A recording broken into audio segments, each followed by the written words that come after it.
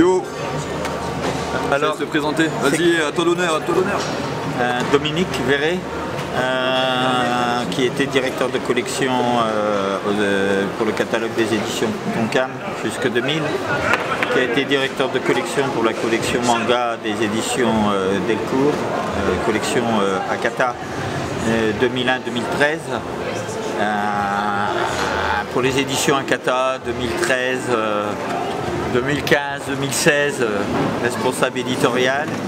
Actuellement, j'ai créé une nouvelle structure qui s'appelle Koi Studio, qui fait que je suis présent là à la Japan Touch de Lyon pour la deuxième fois, avec un stand de manga, des projets de retour à l'édition par Koi Studio, qui verront le jour, je l'espère, à partir de la fin de l'année, début de l'année prochaine. Mais aussi un projet qui me tient beaucoup à cœur, ça serait de monter une collection de Shonen Furio, en particulier avec des titres de Akita Shoten. J'aime bien le catalogue d'Akita Shoten, le travail que fait cet éditeur sur cette thématique, ce genre de manga. Voilà, dans le cas où ça se ferait, ça serait travailler comme avec les éditions Delcourt, c'est-à-dire directeur de collection, mais que pour une collection particulière de manga Furio. À toi. Ouais. Yo à tous, moi c'est Monsieur O. Voilà, je suis auteur, illustrateur, auteur hybride. Furio Kana, c'est le livre pour apprendre les bases du japonais écrit hiragana, katakana, avec des moyens mémotechniques, comme on peut voir là. Et c'est la deuxième édition, ça marche bien, c'est cool. Il faut propager tout ça parce que le japonais, il y a beaucoup à tirer. Ok, mais alors du coup, qu'est-ce que le genre Furio en fait? À toi. Alors, à l'heure actuelle, le genre Furio, comment on peut le définir? En tant que tel, le genre Furio, l'ADN japonaise qui fout un peu le bordel un peu partout où il passe. En bande, tu vois, il y a le genre de mec qui a fumé des clopes au-dessus des toits en séchant les cours. C'est ça l'image du Furio type, dans l'aspect général. Ouais, pour moi, vu du côté de l'édition, j'ai fait publier pas mal de titres qui sont en relation avec les arts martiaux, l'esprit des arts martiaux, le Bushido, ou qui sont directement catalogables dans le genre Furio. Totalement. Baxi, Riku, Né pour cogner, Coq de combat, Teuf, voilà. Ce qu'a réalisé Monsieur Hirata Hiroshi directement sur le Bushido. Donc pour moi, ce qu'on appellerait la culture Furio, c'est surtout autour du shonen manga qui s'adresse aux ados, des classes populaires, qui sont plus ou moins branleurs ou qui potentiellement peuvent être intéressés facilement par la délinquance, le n'importe quoi, et donc de leur proposer des récits où intervient à un moment donné par rapport à leur comportement un mentor qui va les guider, les éveiller dans une direction, ou eux-mêmes vont devenir par exemple pratiquants d'arts martiaux. Et en fait le fond de tous ces mangas, c'est la tradition, c'est le Bushido. C'est la culture traditionnelle japonaise des hommes, des garçons, voilà. Donc ce qui m'intéresse dans tout ça, c'est toute la perspective du manga purement pour mecs qui est actuellement dans les catalogues français un grand absent, parce que beaucoup de jeunes, d'ados sont bercés, Naruto, Dragon Ball, One Piece, toutes ces choses-là, qui sont, voilà, tous ces shonen, ils sont charmants, mais c'est pas, je vais faire un comparatif par rapport aux...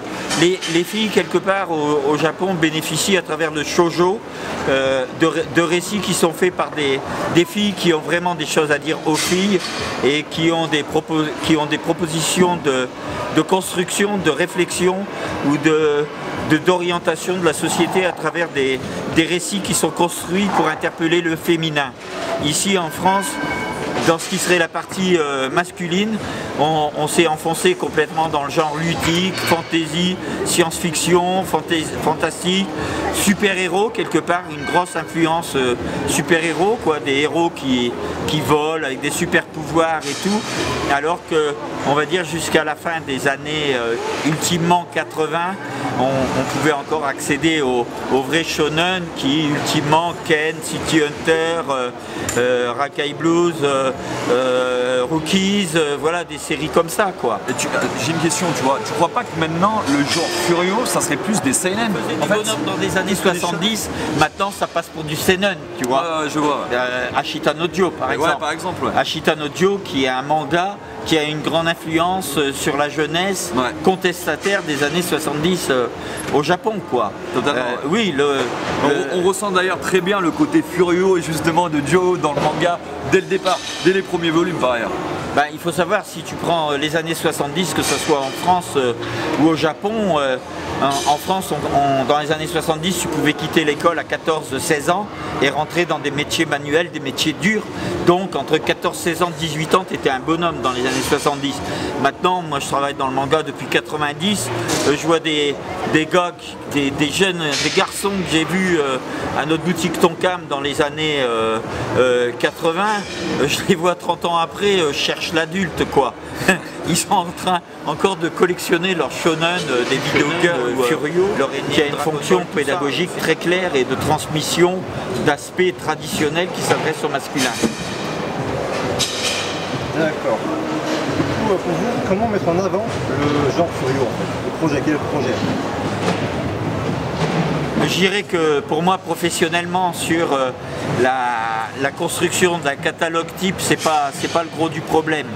C'est-à-dire que j'ai déjà fait des propositions à des éditeurs connus, reconnus. Bon, j'ai envoyé un dossier très complet aux éditions, proposition d'une collection. Il faut savoir que j'ai été responsable éditorial de la collection manga aux éditions Delcourt contre traitement.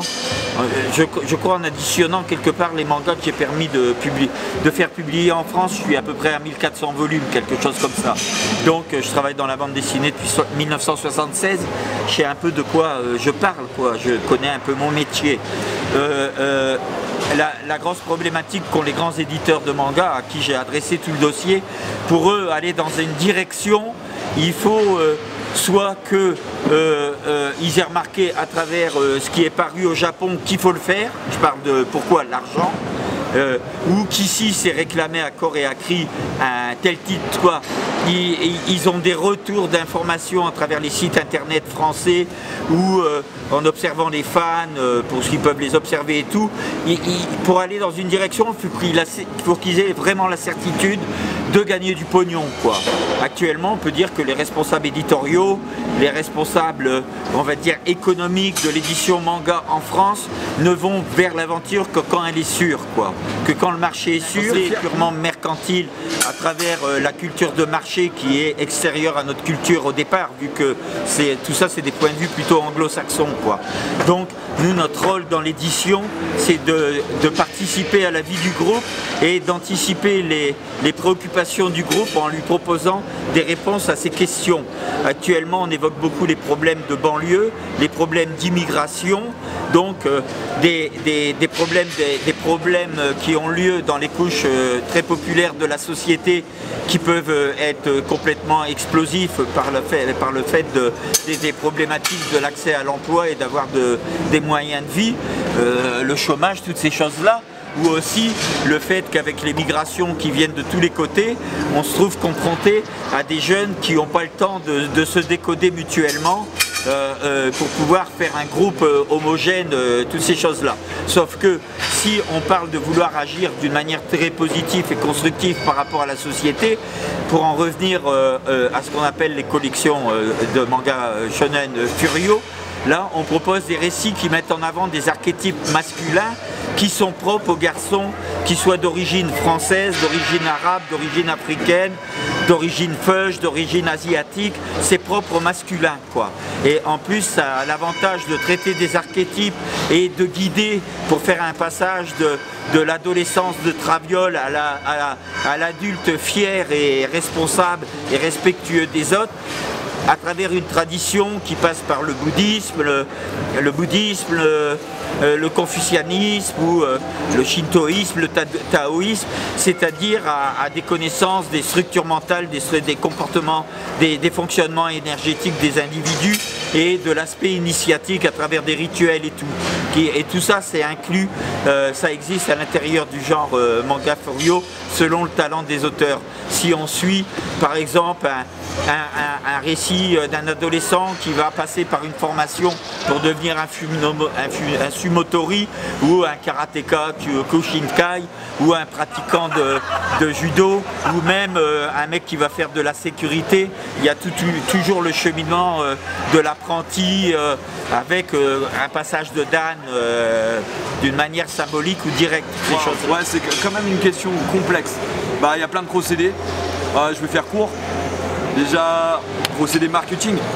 C'est-à-dire revenir à un plan marketing. Pour ce qui est du marketing, il faut savoir travailler avec les mangas du rap, les mangas du rock hardcore, les mangas des tatoués, Fight Club. Tu vois, la philosophie martiale maintenant, elle est liée à quoi? Elle est liée au MMA, au Mixed Martial Arts. Les événements, les galas, les sponsoring. Les galas de boxe thaï, dans le 13e, à Lyon, voilà, dans les programmes. Tu vois, aller dans les clubs, aller directement tu montes sur le ring, tu as ton poids en manga Furyo, promotion, n'importe un ouais, c'est pas ça qui manque. Contacter les sponsors. Ouais, travailler avec Harley Davidson, faire des mouvements, il y a des trucs de bonhomme. Limite, tu vois, faire un propre event Furyo, tu vois, un truc unique en France pour faire ressortir les vrais. Et il y a des garçons, là les filles elles sont en train de se perdre dans un féminisme qui est en train de plus rien vouloir dire. Ça fait qu'elles pourront même plus se payer une bonne tranche avec un mec quoi, parce que les mecs sont trop dégoûtés quoi. Tu vois, les nanas elles veulent porter la culotte, tout le monde est paumé quoi. Donc tout ça, valoriser un éditorial shoujo de vraies nanas japonaises, parce que tu as de la guerrière chez la japonaise, autant que tu as de la femme qui sait s'occuper de son bonhomme, comme il y a plein de françaises qui ne veulent plus le faire quoi. Ouais, donc il y a un grand éventail au Japon du féminin quoi. Parce qu'ils n'ont pas attendu le féminisme, les japonaises sont pour monter sur les rings, hein, tu vois, ou pour conduire des camions, tu vois. Il y a toujours eu des bonhommes chez les femmes japonaises, autant qu'il y a eu des femmes qui savent tous les points dans ton corps, qui te la mettent droite pendant des heures, tu vois. Voilà, c'est pas le cas en ce moment avec toutes ces conneries. Donc voilà, on parle de revenir à une vraie littérature populaire manga de nana japonaise, et nous, on veut notre compte, moi pour mes enfants et mes petits-enfants, de manga de bonhommes japonais. Ouais. Et pas des mecs qui volent dans génération, là, de branleurs qui sont devant des écrans, aller à la binette toute la journée dans les champs. Si tu te lis pas des mangas d'arts martiaux, tu vois, je te mets un coup de boule dans ta gueule, des trucs qui te donnent le niaque, ça le fait pas, quoi. Tu vois? Ouais, parce qu'il faut bien dire une chose, c'est qu'il y a quand même une philosophie, il y a des codes, et ces codes-là actuels, bah, ils sont non présents dans la société. Et je pense que ça pourrait être justement d'une grande aide à tous ces jeunes qui sont en galère, des valeurs qui leur font vivre, d'espérer, tu vois, espérer, de croire en leur objectif et en leurs rêves. On parle de code d'initiation. On parle de faire d'un adolescent paumé, entre guillemets, un bonhomme. Un bonhomme qui sera capable de trouver la voie qui lui convient sur le plan professionnel, et que s'il rencontre une femme qui touche son cœur et qu'elle également soit touchée par son cœur, qu'il soit capable de devenir un père, quoi. On parle d'une littérature adolescente populaire capable de produire des individus masculins canalisés, pas parce qu'on les a mis des coups de trick à droite et à gauche, mais dans quelque chose qui les éveille en conscience, quoi. Ok. Du coup, quelle référence du genre Furyo à l'heure actuelle? Les mangas, les films, les musiques? Dans celui qui peut sembler le plus hardcore, le plus voyou, mais qu'au fond, si on a regardé les deux films, Crow. Ouais, Crow du 1 et 2. Ouais. Bon, qui ont vraiment popularisé le genre ici en France. Ouais, pour les jeunes ados, t'as Riku qui est excellent, quoi. Riku, prisonnier Riku, c'est excellent pour les jeunes à partir de 9 ans, tu vois. Mais même tu peux le lire en tant qu'adulte, mais à partir de 9 ans, tu peux le donner. Bah tu Toff, parce que Toff quand même c'est quelque chose, Toff. Dans le milieu martial, c'est vraiment la référence. D'une certaine manière, il y a eu Coq de combat. Ouais, aussi Coq de combat qui est vachement plus violent. l'ensemble des titres publiés par Akita Shoten qui concernent le manga Furio, qui est l'éditeur référent, quoi. Et je dirais à peu près pour moi tous les titres, il y a beaucoup, et aller fouiller dans les archives, rééditer Rakai Blues par exemple, bon, qui n'était pas chez Akita Shoten. Mais moi mon rêve depuis des années, ça serait de travailler avec Akita Shoten, quoi, sur son catalogue. Et là en termes de nouvelle génération, comme grosse référence, on peut citer Out, on peut citer Shogales, on peut citer toute la série de Pose. Un manga, c'est juste la référence. Worst aussi, qui a pas du tout marché en France, tu vois. Je comprends pas ça, tu vois. Alors que voilà, c'est gage de qualité. Quoi d'autre encore Holy Land, les mangas justement qu'on traduit les poteaux de FurioSquad.com. D'accord. Et dans la musique, tu as référence de Furio dans la musique? Rise of the North Star, directement. Ouais, pour la France. Ouais, pour la France. Après au Japon, je me rappelle plus, tu sais, le groupe. Tu sais, avec les grosses bananas, tu sais. Les groupes un peu Johnny, le groupe qui est dans Crow est excellent. Le débat des Tsukajun dans la rue. Alors, ce qu'on peut dire, c'est que les marchands de sap, de fringues, de mode, ils sont beaucoup plus pertinents et beaucoup plus réactifs que les éditeurs de manga. Eux, ils ont déjà capté qu'il y a une sensibilité à tout ça dans l'air et ils proposent des fringues de Furio, des fringues de Rakai, mais tu peux bien en parler, moi je suis moins sensible au sap. Ouais, clairement, c'est un truc qu'on peut retrouver dans les cours d'école maintenant, alors qu'ils sont pas au courant des codes, par qui c'est porté. Peut-être que ça arrive maintenant, mais voilà, il faut savoir que les Skajan, c'est porté un peu par les voyous. À travers des fan trad sur internet qui sont vachement regardés dans les banlieues, comme si tu prends Crow, au niveau des banlieues, le nombre de gens qui ont vu les 2 films de Takashi Miike, c'est énorme, quoi. Entre les DVD qui ont été vendus et ce qui a traîné, ce qui a été vu à travers internet, c'est énorme, quoi. Et donc tous ces jeunes-là, ils ont capté comment ils sont lookés, tu vois, tous les gens au Japon qui tournent autour de cette culture. Et donc les marchands de fringues qui sont connectés à tout ça, à la culture populaire, quoi, parce que c'est comme ça que tu vends des jeans, entre guillemets, ou des t-shirts, quoi. Eux, ils sont toujours, je te fais un pari. Ils ont des têtes chercheuses, quoi. Je te fais un pari que dans quelques années, il y aura Tolan qui seront comme toi. Mais ouais, ça va apparaître. Et c'est sûr, c'est sûr. Ouais, toute cette culture, elle va venir en France. Au niveau de l'adaptation des mangas en Furio, en langage spécifique. Adapté localement, quoi, par des gens qui comprennent le langage Furio japonais et qui soient capables de l'adapter avec le niveau énergétique et de vocabulaire d'ici. Exactement. Et là, j'en reviens justement aux traductions de mes potos de FurioSquad, qui à mon sens sont juste génialissimes, et je tiens à le préciser. Il y a eu du gros travail derrière. J'ai pu travailler avec eux pendant des mois sur le Manhwa Boss et un professionnalisme pour une team de Scantrad. Personnellement, j'ai jamais vu ça. Et je pense qu'on tient quelque chose. À mon sens, c'est pas un problème. Je pense que ça devrait le faire. Moi, je pense que à travers tes potes, là, ça peut donner, en les drivant professionnellement, ça peut donner une équipe de choc. Moi, je pense que tu vois, ils ont déjà les cadres en plus, ils sont habitués à cela. Voilà, maintenant. Ils sont motivés par le cœur parce qu'ils sont touchés dans leur être par le genre de manga qu'ils veulent mettre en avant. Donc si en plus on peut faire des travaux de complicité éventuellement avec des auteurs ou il faut travailler avec des traducteurs japonais qui adorent le genre, quoi, et avec eux qui adorent le genre et on fait des trucs totalement pertinents, quoi. Où l'énergie sera très forte. Tellement. Le mot de la fin. C'est qu'on va gagner. Tu vois, il n'y a pas de problème. On tombe, on se fait mal, mais on se relève et on avance. On abandonne jamais. Quand tu es mort, tu continues à te battre. Il n'y a pas le choix. Là, pour moi, en tant que vieux, je vois que ça, parce que par rapport aux enfants, jamais tu vis pour toi. Moi, je vis pas pour moi, je vis pour ceux qui vont vivre après. Tu vois, donc c'est comme le tir à l'arc, comme le Kyodo, tu vois, au-delà de la cible. Tu vois, tu fais pas pour toi, quoi. Donc il n'y a pas de problème. Transmission, tu vois. Il n'y a pas de problème. C'est ça. Il n'y a pas de problème. Transmettre, tu vois, laisser un héritage pour la future génération. Et le mouvement, il est là. Tu vois.